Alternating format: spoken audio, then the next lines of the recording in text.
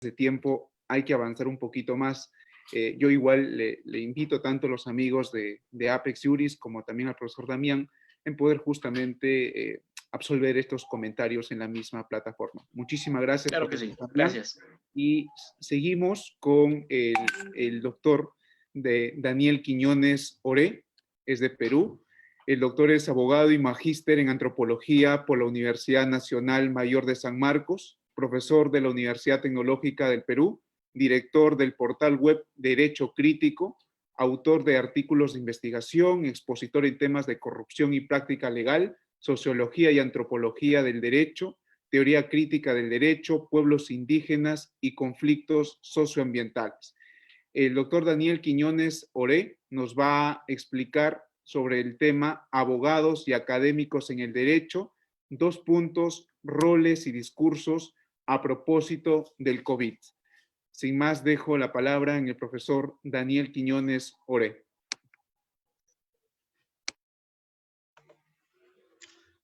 Bueno, ¿qué tal? ¿Aló? ¿Sí, me escuchan? Sí, te escuchamos perfecto. Listo. ¿Qué tal? Tengan todos ustedes muy buenos días.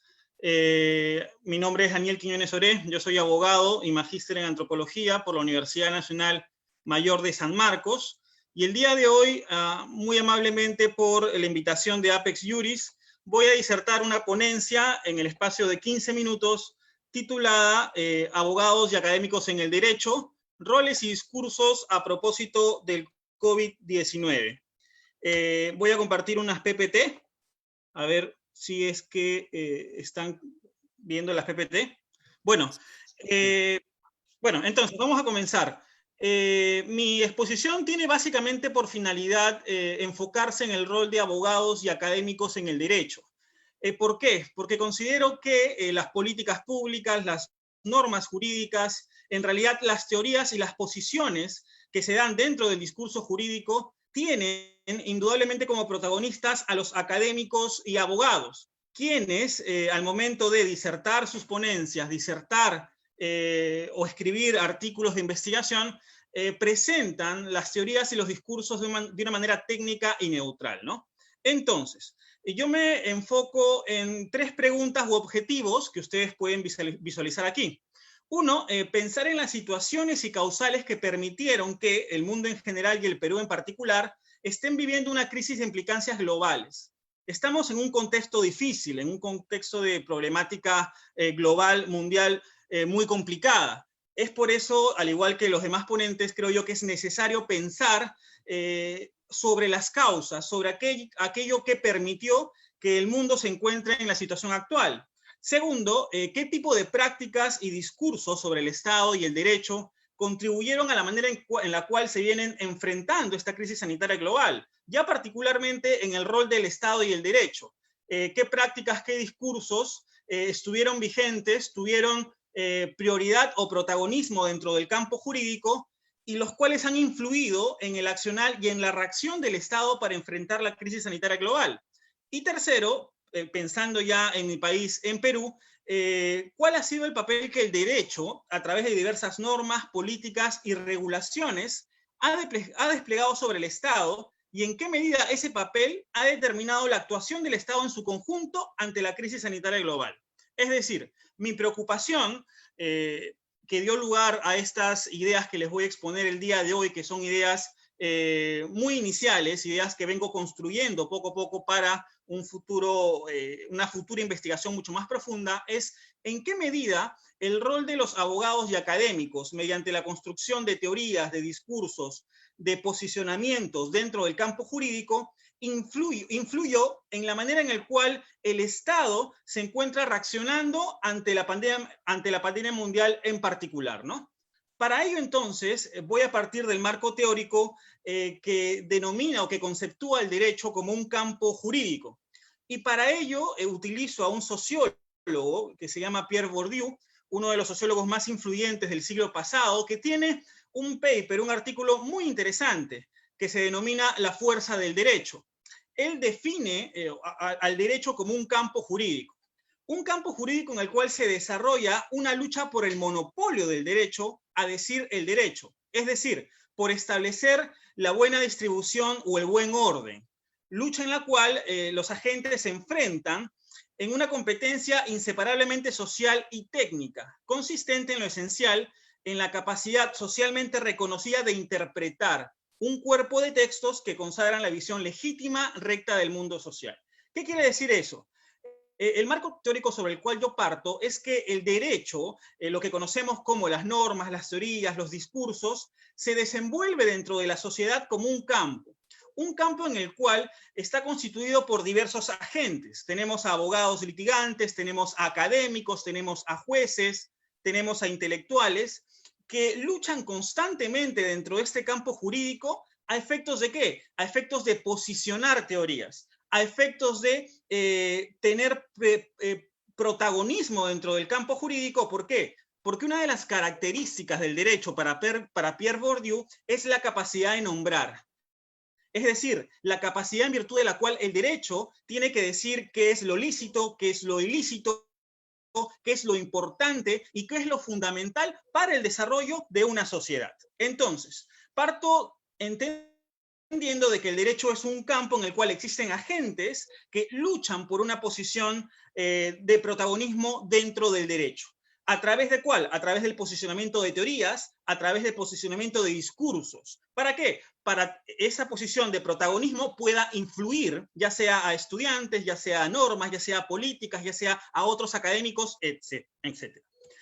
Algo muy interesante que se presenta dentro del campo jurídico es la ilusión de neutralidad, como lo señalan los profesores Fortich y Navarro, de universalidad, de autonomía, de desinterés, que constituye discursos y rige prácticas, construyendo imaginarios, representaciones y redes de significación de los ocupantes del campo. Es decir, el campo jurídico revela de que el derecho, el discurso y las teorías que se posicionan en se construyen en base al paradigma de la neutralidad y de la universalidad. Es decir, la construcción de teoría de discursos por parte de académicos, por parte de abogados, se cubre a través del manto de la ciencia, de la técnica, de la autonomía, los cuales se cubren a su vez bajo el manto de la neutralidad. Es decir, se vende la ilusión y la idea de que el derecho y las teorías vienen a ser discursos neutros. ¿Qué quiere decir esto? Desprovistos de intereses, desprovistos de ideologías, desprovistos de intereses que vayan más allá o que tengan por finalidad establecer determinados componentes dentro de la estructura de la sociedad. Es decir, teorías que se enfocan, por ejemplo, o que tienen por finalidad proveer una privatización, una reducción mínima del Estado, reducción del gasto social. Estas teorías que han dado lugar y que presentan el contexto actual en el cual la problemática del coronavirus está afectando a gran parte de los estados latinoamericanos, pues se han posicionado durante mucho tiempo dentro del campo jurídico y han legitimado políticas, han legitimado normas, han legitimado imaginarios en el cual el Estado es un ser ineficiente, es un ser que debe ser reducido a su mínima expresión. Eso dentro del campo jurídico. Ahora bien, ¿qué tenemos con los abogados y académicos? Su rol en el campo jurídico. Aquí ya vamos a hablar del rol que ejecutan estos actores. Y para ello me baso mucho en un libro de Szalay and Grad, titulado Lawyers and the Rule of Law in the Era of Globalization, en donde estos autores hablan de que los abogados fungen muchas veces como brokers. Es decir, lo que señala aquí en la PPT, resaltan el rol de abogados como brokers, quienes constantemente renegocian los intercambios entre las relaciones sociales y lo que debe ser considerado derecho. Es decir, los abogados como negociadores.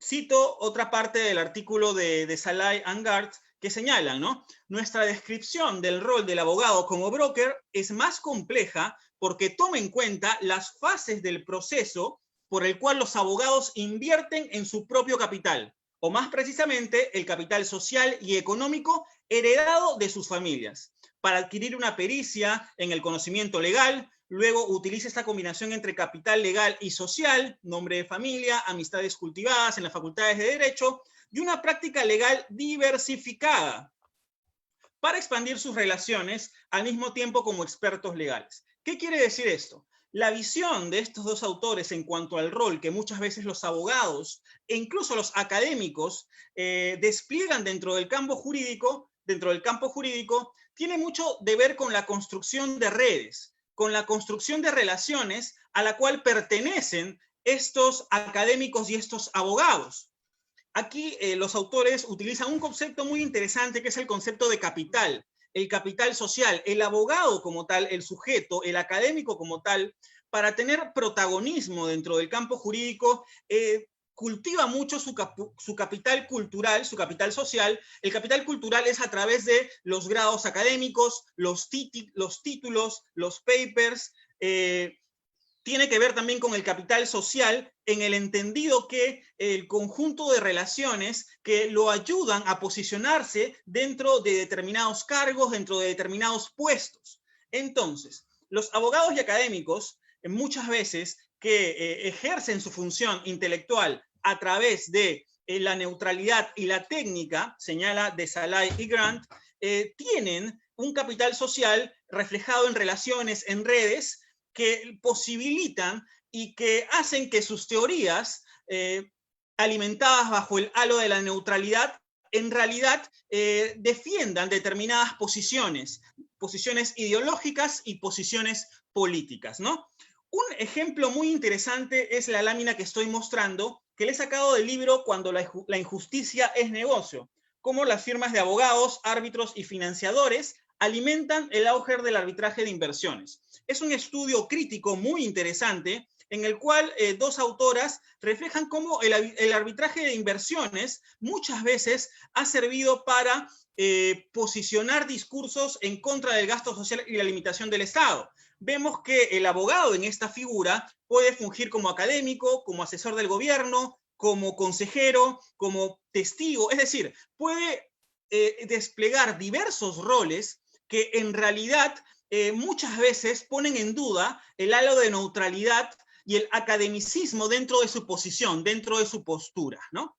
Y en cuanto al COVID en particular, ya que vamos a ir terminando, ha sido muy interesante, yo por mi parte, haber leído dos entrevistas, una de las cuales se le hizo a uno de los más influyentes académicos del análisis económico del derecho en Estados Unidos, Richard Stein, una entrevista en un periódico digital, aquí está el enlace en el New Yorker, si no me equivoco, en el cual se le interpelaba a este profesor y académico con gran capital cultural y social sobre un artículo que escribió al inicio de la pandemia global, en la cual él decía que esta pandemia no iba a afectar a los Estados Unidos, que era una simple gripe, y el periodista de manera muy acuciosa le señala que su paper que él escribió circuló mucho por el Partido Republicano, por la administración Trump, y fue la base de las políticas que inicialmente Estados Unidos asumió al momento de enfrentar el COVID. Igual, otro ejemplo es el profesor Cass Sunstein, otro de los grandes cultores del análisis económico del derecho en Estados Unidos, quien inicialmente también emitió un artículo en el mismo sentido que Stein, pero que se tuvo que retractar. A lo que voy es lo siguiente, que los académicos, en virtud del capital social, cultural, que construyen a lo largo de su trayectoria, tienen la legitimidad para brindar opiniones, papers, que muchas veces son tomadas como vinculantes, más aún cuando están en consonancia con un régimen político e ideológico protagonista, ¿no? Lo que me dio curiosidad a mí es cómo estos dos cultores del análisis económico del derecho reaccionaron ante la pandemia inicialmente, y tiene relación con sus diversos papers y teorías en donde apostaban por la presencia de un Estado mínimo, apostaban por la desregulación de diversos sectores, apostaban por la privatización y la reducción del gasto social, ¿no? A lo que voy es, y con esto termino, es que el rol de los abogados y académicos debe ser repensado. Debe ser repensado en el sentido de que estamos en una situación crítica en donde las grandes faltas de salud, la gran falta de inversión social, nos está costando para enfrentar el COVID y la pandemia global. ¿Esto a qué se debió? A que por muchos años el neoliberalismo, por muchos años existieron discursos que apostaban por la reducción del Estado, la reducción del gasto social, la reducción de la salud, la privatización de muchas actividades esenciales, lo cual indudablemente tuvo un soporte jurídico a través de papers, a través de discursos que se transformaron en políticas y en normas. A lo que voy es que el halo de neutralidad, que muchas de estas teorías fungieron a lo largo de estos años, debe ser repensada y debe ser revisada. Muchas gracias por su atención. Un abrazo.